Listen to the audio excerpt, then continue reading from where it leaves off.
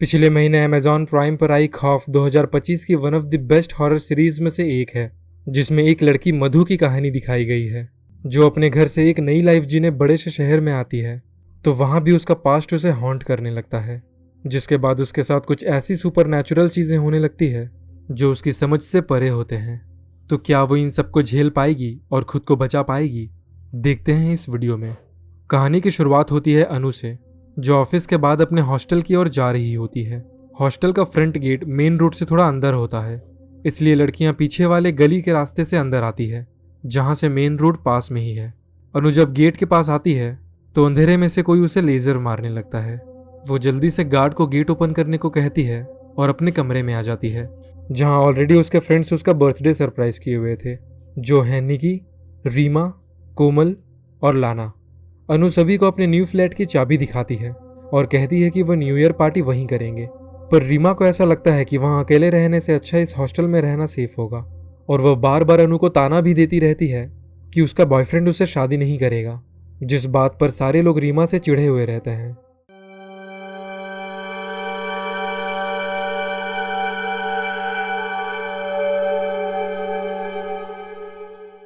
अब 6 महीने बाद मधु ग्वालियर से दिल्ली आती है, जहां अरुण उसे स्टेशन से पिक कर लेता है।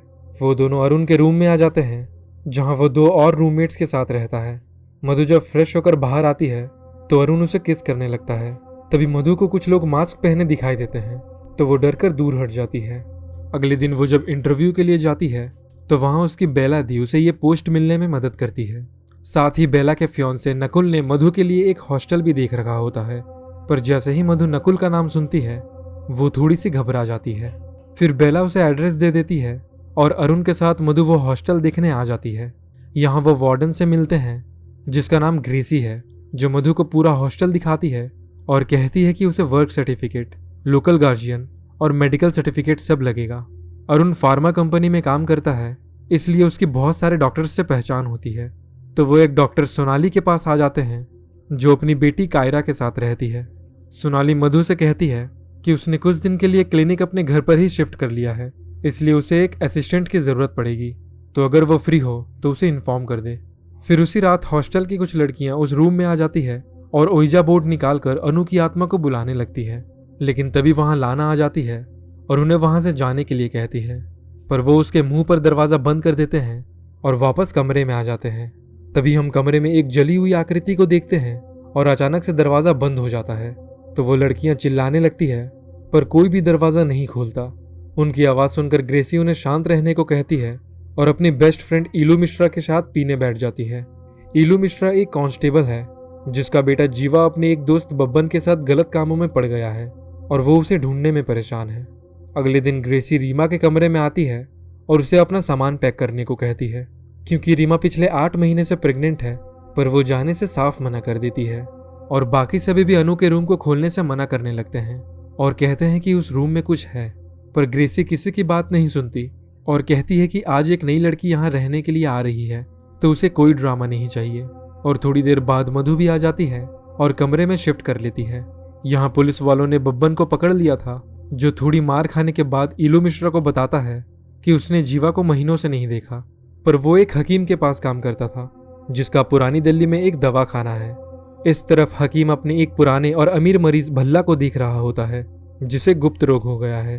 तो हकीम बिच्छू और खून को मिलाकर एक जड़ी बूटी तैयार करता है और उसे पिला देता है, और बदले में हकीम भल्ला से पैसे नहीं लेता, बल्कि वो कहता है कि उसका एक लड़का बब्बन जेल में है, तो वो बस उसे बाहर निकाल दे। और भल्ला के जाने के बाद ईलू मिश्रा वहां आ जाती है और हकीम से जीवा के बारे में पूछने लगती है, जहां उसे पता चलता है कि जीवा हकीम के लिए कुछ तेल और गैर कानूनी पौधे लाता था, जो उसके जड़ी बूटी बनाने में काम आती है। पर हकीम कहता है कि उसने भी जीवा को महीनों से नहीं देखा है।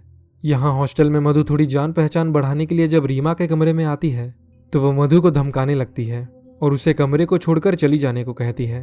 अगले दिन मधु को ऑफिस में काम मिल जाता है और लंच टाइम में वो बेला और नकुल को एक साथ देख लेती है। लंच के दौरान बेला बताती है कि नकुल का ऑफिस भी पास में ही है और दोनों ज़्यादातर लंच टाइम में ही मिल पाते हैं। मधु जब बेला से पूछने लगती है कि क्या वो दोनों ग्वालियर में मिले थे, तो बेला उसे बताती है कि नकुल तो कभी ग्वालियर गया ही नहीं, वो हमेशा से दिल्ली में ही रहता है। फिर रात में मधु नकुल की फोटोज देख रही होती है तभी बाहर से कोई जोर से दरवाज़ा नॉक करने लगता है, पर बाहर देखने पर कोई भी नहीं होता। मधु जब वापस कमरे में आती है तो कोई जोर से उसका दरवाज़ा पीटने लगता है और इस बार सभी अपने दरवाजे पर खड़े होते हैं। तो मधु को लगता है कि ये सभी जानबूझकर उसे डरा रहे हैं ताकि वो इस कमरे को छोड़कर चली जाए, पर रीमा कहती है कि ये तो अभी शुरू भी नहीं हुआ है और जब होगा तो वो भाग भी नहीं पाएगी। मधु उसकी बात को सीरियसली नहीं लेती और कमरे में आकर सो जाती है, जहां उसे बुरे सपने आने लगते हैं और उसे कुछ लोग मास्क पहने दिखाई देते हैं, जिनमें से एक नकुल भैया कहकर चिल्ला रहा होता है। और एपिसोड 1 यहीं खत्म हो जाती है। आशा करता हूँ कि आपको ये वीडियो पसंद आई होगी। ऐसी ही और भी वीडियोस देखने के लिए सब्सक्राइब कीजिए हॉरर फोबिया को।